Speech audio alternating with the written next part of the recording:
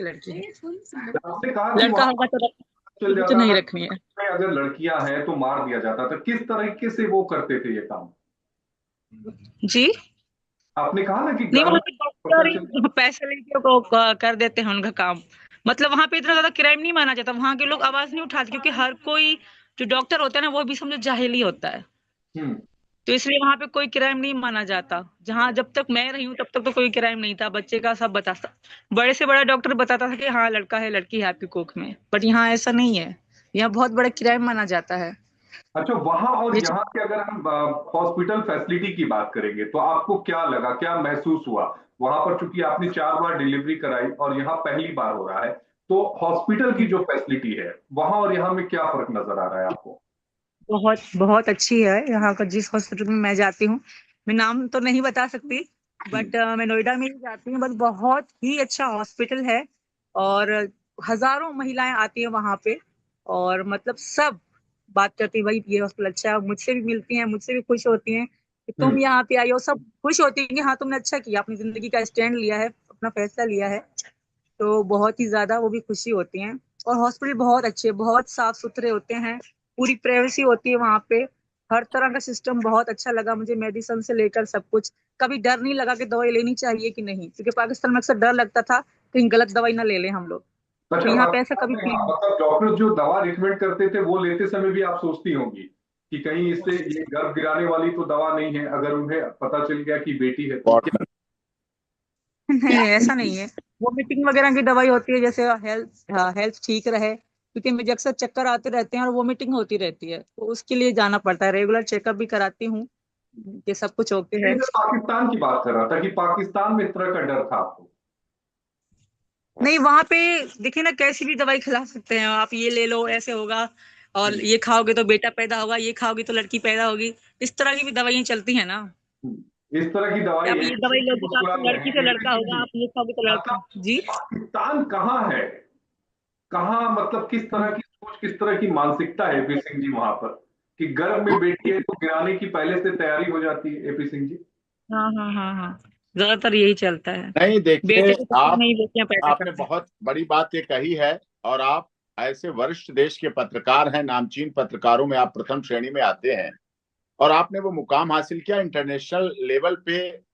पाकिस्तान हमसे अलग हुआ, विभाजन की विभीषिका हम सबने देखी, राजनीतिक कारणों से, जिसको हमारे देश के माननीय प्रधानमंत्री जी ने सबके सामने रखा और मिला। 14 अगस्त को अब हम लोग मनाते हैं और सब जो लोग जानने भी लगे हैं। पाकिस्तान में सीमा जब पाकिस्तान थी, जब मुझसे पहली बार मिली तो मैंने इससे बहुत लंबी देर बात की। जब इसे लोग स्पाई, आतंकवादी, जासूस और पता नहीं क्या क्या कह रहे थे, लेकिन मैंने जानना चाहा कि मैं, जिसने मुझे भाई बनाया है, तो मेरी बहन भी ठीक है क्या, पक्की है? मैंने जानना चाहा। इसने वो बातें वहां की बताई, सच्चाई थी। और वो सच्चाई के, और मैंने कहा तुम्हें भारत क्यों अच्छा लगा, तुम्हारे पास पूरी दुनिया पड़ी थी। हम्म। तो इन्होंने सबसे पहले यही कहा कि भारत देश में माननीय प्रधानमंत्री जी ने ट्रिपल तलाक पेश किया। हम लोगों ने सुप्रीम कोर्ट में लड़ा था। मतलब इस्लाम की महिलाओं को मानने वाली हमारी जो भारत सरकार थी, उसने माननीय सर्वोच्च न्यायालय में हम खड़े हुए और ट्रिपल हम्म। तलाक पेश कराया, महिलाओं के लिए, बेटियों के लिए, इस्लाम को मानने वाली महिलाओं बेटियों के लिए, उनके लिए किया। तो ये वहां फर्क, वहां भी इस बात की चर्चा होती। 56 इस्लामिक देश है, नहीं करा पाए ट्रिपल तलाक पेश, हमारा जिगरा था, हमने करा के दिखा दिया। हमारे देश के माननीय हमारे प्रधानमंत्री जी ने, जब हरियाणा में थोड़ा रेशियो कम था, आप तो वरिष्ठ पत्रकार हैं, आप जानते हैं, बेटियों का थोड़ा सा हरियाणा में रेशियो कम रहता था, हमारे प्रधानमंत्री जी ने हरियाणा में रैली की जाके और वहां नारा दिया, बेटी बचाओ बेटी पढ़ाओ। हम बेटी को केवल बचाते नहीं पेट में, हम उसे पढ़ाते भी हैं, फिर बढ़ाते भी हैं, फिर एयर सर्विसेज में लाते हैं। हम दुनिया की सबसे बड़ी एयर सर्विसेज में सबसे अधिक बेटियां हमारे देश के, भारत सरकार हिंदुस्तान की हैं। हम इसरो में जाते हैं, हम सूर्य आदित्य L1 सूर्य की सफलता करते हैं। हम आप जैसे वरिष्ठ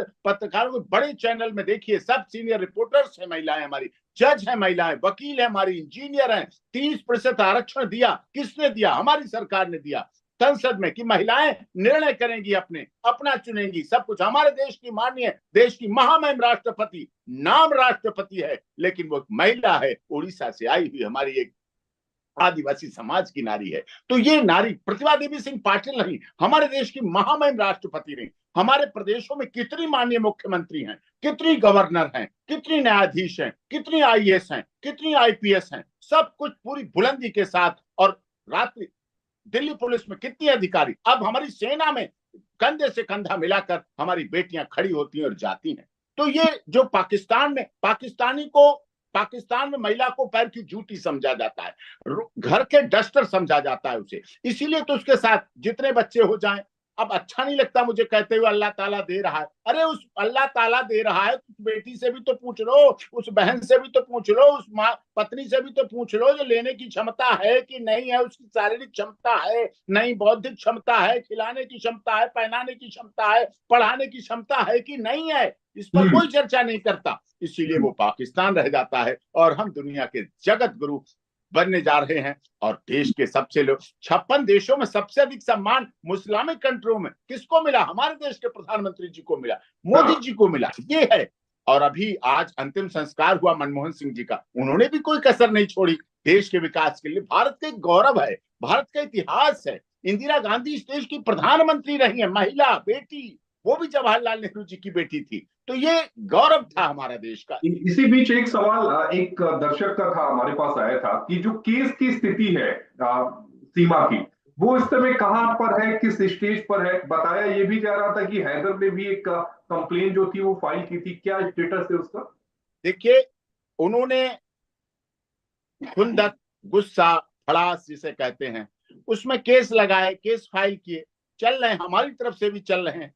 जो उन्होंने सीमा के लिए, सचिन के लिए अपमानजनक, असंसदीय, अमर्यादित, गैर कानूनी, अश्लील भाषा का इस्तेमाल किया अपने पाकिस्तानी चैनल्स पर। पाकिस्तानी चैनल्स ने अपने यूट्यूबर और उस पर चलाने के लिए, अपने व्यूअर और उस पर चलाने के लिए जो किया, पैसे के लिए किया। अरे आप हमसे रोजी रोटी कमा लो, रोटी कपड़ा मकान हमसे ले लो, पैसे ले लो, कमा लो, खा लो, पेट भर लो, लेकिन किसी के चरित्र पर उंगली मत उठाओ। लेकिन सीमा के, सचिन के, मीना समाज के, हमारे देश में दलित समाज का कितना सम्मान है। बाबा साहब डॉक्टर भीमराव अम्बेडकर ने जो हमें संविधान दिया, हम उस पर चलते हैं, उसके आधार पर हमें पूरा जो सम्मान और गौरव मिला हुआ है वो दिख रहा है। हमारे देश में कोई ऐसा भेदभाव नहीं, लेकिन उन्होंने जातिगत कोर्ट किए, मीना समाज को लेकर कोर्ट किए, हमारे लिए किए, इस तरह से चीजें बहनों के लिए किया, उनके परिवार के लिए किया। तो हमने भी केस डाले हैं, वो जेवर में भी हैं, सूरजपुर में भी हैं, और जगह भी उन्होंने भी वहां से डलवाया हुआ है। और उन्होंने जिस संस्था के द्वारा डलवाया, वो संस्था एक्सपोज हो चुकी है। वो संस्था अमेरिका की इन्वेस्टिगेशन एजेंसी थी। उन्होंने उनके संचालक को पाकिस्तान के एयरपोर्ट पर उतरने से पहले अरेस्ट किया, अरेस्ट करके फिर लेके गए। उन्होंने नहीं पाकिस्तान में एंट्री करने दी। और वो बच्चों को बेचने का काम करते थे, बच्चों की सेलिंग करते थे, और वो इसीलिए बच्चे लेना चाहते थे कि 4 बच्चे ले लें और उनको बच्चों को अपने हिसाब से वहां बेचें। उन्हें बुरा लगा जब सनातन धर्म के अनुसार सीमा का बेटा राज हनुमान चालीसा पढ़ता है, उन्हें बुरा लगता है। मतलब आप ये कहना चाह रहे हैं कि जो गुलाम हैदर था वो अपने बच्चों को बेचना चाहता था, सीमा हैदर के बच्चों को बेचना चाहता था, अल्टीमेट उसका मोटिव यही था। उसने अटॉर्नी दे दी थी, उसने एक अंसार बर्नी संस्था है, अंसार बर्नी को अटॉर्नी दे दी थी, और उस अटॉर्नी के आधार पर मुकदमा यहाँ लड़ा जा रहा था। और अंसार बर्नी के हेड को गिरफ्तार किया गया 28 बच्चे अमेरिका में बेचने के लिए, उनके खिलाफ जांच हो रही है पूरी। वो बच्चों को इसलिए यहां से ले जाके और बच्चों को बेचने का काम करते थे। भारत में बेटे और बेटियां रत्न माने जाते हैं। जब हमारे यहाँ पुत्र पैदा होता है, हम कहते हैं पुत्र रत्न पैदा हुआ। अभी हमने रतन टाटा जी के मनाया अवसर, परसों कॉन्स्टिट्यूशन क्लब में। रतन टाटा की तो माँ ने रतन नाम रखा, लेकिन वो भारत के रतन हो गए, भारत माता के रतन हो गए। तो इसीलिए हमारे यहाँ पुत्री होती तो हम कहते हैं लक्ष्मी जी का आगमन हुआ। क्या हम अपनी लक्ष्मी को बेच सकते हैं? क्या हम लक्ष्मी को पैसे के लिए दे सकते हैं? क्या हम अपने पुत्र को, रतन को दे सकते हैं? हमारे यहाँ की भावना अलग है। उनका एक औलाद होती है, उनका एक बच्चा होता है, उनके संतान मानी जाती है। हमारे यहाँ का वंश चलाने वाला बोला जाता है, हमारा इससे वंश चलेगा, हमारा इससे आगे की मुक्ति होगी, हम सनातन से जीते हैं। हमारी परंपराएं आपको महाकुंभ के पर्व पर माननीय योगी आदित्यनाथ जी दिखाएंगे क्या सनातन है। और समय समय पर हम लोगों ने ऐसा अवसर किया, और हम गर्व कर सकते हैं सीमा के साथ। सीमा हमारी बहन है, उसने इस देश के सारे तीज, सारे त्योहार, सारे सनातन धर्म के अनुसार व्रत त्योहार जो भी किए, सबको गर्व और गरिमा के साथ अपना कर दिखाया। रात को पूछ लेती मेरी माँ से फोन करके, माता जी इसमें क्या होता है? 12 बजे के बाद कुछ नहीं खाया जाता, शाम से कुछ नहीं खाया जाता, दिन भर कुछ नहीं खाया जाता, पानी पिया जाता, नहीं पिया जाता, किसकी पूजा कैसे, सब कुछ उसने सीखा और हम लोगों ने उसे सिखाया। सीमा वो जिनको जब वो भारत आई थी तो बहुत ज्यादा शोर शराबा हुआ कि कई तरह के आरोप लगे। लेकिन सीमा ने, यूं कहें कि उन्होंने भारत को अपना लिया और भारत ने सीमा को अपना लिया। और बहुत जल्द सीमा एक खुशखबरी जो है वो भी देने जा रही है। सीमा, उसके लिए तो आपको बहुत बहुत मुबारकबाद। बहुत बहुत धन्यवाद जी। बहुत जो बहुत धन्यवाद। ये भारत खुशखबरी हमारी बहुत बड़ी खुशी है। जी, और ये जो अनुभूति हो रही है, आपने अभी कुछ दिन पहले भी अपने वीडियो को शेयर किया था और पहली बार बताया था कि आप प्रेग्नेंट हैं। जरा वो पूरे जी। किस्से को बताइएगा कि ये दिमाग में कब आया कि अब हमें लोगों के बीच जाना है और उनके साथ ये बात साझा करनी है। एक्चुअली जो वो वीडियो बनाया था, बहुत लोग कमेंट भी कर रहे थे कि आपका अब तो पेट निकल आया, 7वां महीना है, आप अभी वीडियो बना रहे हो। हम्म। एक्चुअली वो तो हमने खाली दिखाया था कि हाँ ये चीज है, बट जब हमने पहली बार हमें पता पड़ा था, वो हम्म। जुलाई का महीना था, तब हम बहुत ज्यादा खुश हुए थे। पर हम हम्म। अनाउंस इसलिए नहीं कर रहे थे क्योंकि मेरी सासू माँ जो है वो कह रही थी कि नहीं अभी अनाउंस मत करो, क्योंकि हमारे यहाँ पहले नहीं बताते। यहाँ हम्म। का कोई रिवाज है कि बुरी हम्म। नजर लग जाती है, तो इसीलिए हमने थोड़ा वेट किया। फिर हम्म। वेट किया, उसके बाद जब हमें सही टाइम लगा, अभी क्योंकि 7वां महीना चल रहा है, तो अभी हम्म। हमने अनाउंस किया, क्योंकि अभी छुप नहीं सकता था। और बहुत सारे लोग कमेंट भी कर रहे थे कि हम्म। आपका बेबी बम दिख रहा है, आप प्रेग्नेंट हो, अलग अलग लोग कमेंट कर रहे थे, तो अभी छुप नहीं सकता था, इसलिए हमने अनाउंस कर दिया। और भैया भी आए थे, हम्म। तो उसी टाइम हमने अनाउंस कर दिया। जी। चर्चाएं बहुत पहले से थी, हालांकि चर्चाएं जो मुझे ध्यान में है वो बहुत पहले से कयास लगाए जा रहे थे। बहुत पहले से हैं, बहुत पहले से थी जी। जी, एपी सिंह जी भी हमारे साथ जुड़े हैं। एपी सिंह जी, आप सीमा जी को बहन मानते हैं, तो जरा ये बताइएगा कि क्या आप लोगों ने सोचा है कि जो बच्चा होगा उसका नाम क्या होगा और बहन को आप क्या देंगे गिफ्ट में?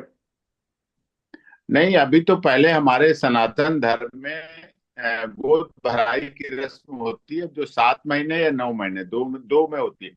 7वें महीने में हम लोग, हमारी माता जी प्लान कर रही हैं, गोद भराई की सारी खरीदारी तैयारियां हो रही हैं। उसके बाद अच्छा। अच्छे मुहूर्त से, अच्छे रीति रिवाज से, जो हमारा सनातन धर्म कहता है, जिसको सीमा ने पाकिस्तान से आके प्यार किया। और वो गोद भराई केवल मेरी नहीं होगी, मैं तो हूं भाई, मेरी माँ तो है, लेकिन इस देश के 140 करोड़ लोगों की तरफ से, इस देश के सभी धर्म, जाति, क्षेत्र, भाषा, संप्रदाय के लोगों की तरफ से गोद भराई की रस्म उसको करेंगे। और उसके बाद फिर ये गोद भराई में वो सब चीजें दी जाती हैं जो आगे काम आती हैं दोनों के। तो फिर उसके बाद फिर आगे का प्रोसेस होगा। और हम्म। जो भी प्रोसेस होगा, नाम की बात आपने कही, नाम हम लोग नहीं रखेंगे। ना जी। मैंने डिसाइड किया, ना सीमा, ना सचिन, ना उनके परिवार, ना रघुपुरा, ना इस देश के मीना समाज ने डिसाइड किया। ये डिसाइड करेंगे हम लोग, वोटिंग करेंगे, लोग नाम भेजेंगे पूरे देश से, गुवाहाटी, चौपाटी, कन्याकुमारी, कश्मीर, लद्दाख, कटक कटक, नाम भेजेंगे। फिर जो नाम सबसे अधिक आ जाएगा, देखिए बेटा हो बेटी हो, उससे हम लोगों पर, सीमा पर कोई फर्क नहीं पड़ता, इस देश पर कोई फर्क नहीं पड़ता। इस देश के माननीय प्रधानमंत्री जी, भारतीय जनता पार्टी और केंद्र सरकार पर कोई फर्क नहीं पड़ता। उन्होंने बेटी बचाओ, बेटी पढ़ाओ, बेटी को बढ़ाओ और बेटी के लिए आगे कार्य करो। और योगी जी, जो उत्तर प्रदेश के माननीय मुख्यमंत्री महाराज जी, उन पर कोई फर्क नहीं पड़ता, वो बेटियों के लिए लगातार। तो बेटा बेटी एक समान कहता है हमारा संविधान, और बेटी बचाओ बेटी पढ़ाओ तो बहुत पुराना रहा। तो हम्म। इसलिए हम सब लोगों नाम खुद नहीं डिसाइड करेंगे, क्योंकि ये देश का बच्चा होगा, भारत का बच्चा होगा, हिंदुस्तान का बच्चा होगा, इस देश के लोगों की आशाओं और अभिलाषाओं का बच्चा होगा। तो सबसे अधिक नाम जो आएगा, जो नाम सबसे अधिक वोटिंग हो जाएगी, बस उसका वो नाम हम रख देंगे और उसी आधार पर वो होगा। लेकिन मैं एक बात विश्वास के साथ कह सकता हूं, ये हम्म। देश के सभी जाति, धर्म, क्षेत्र, भाषा, संप्रदाय, हम काले गोरे हो सकते हैं, हम नाटे लंबे हो सकते हैं, हम्म। हमारी भाषा, बोलचाल, खाना पीना, रीति रिवाज, संस्कार हमारे अलग हो सकते हैं, हम अलग अलग मौसम हमारे हो सकते हैं। आज श्रीनगर में, हिमाचल में बर्फ पड़ रही है, तो यहाँ बारिश हो रही, तो चेरापूंजी में बारिश होती है, कभी यहाँ जून में गर्मी पड़ती है। ये सब कुछ हमारी अलग विभिन्नता में एकता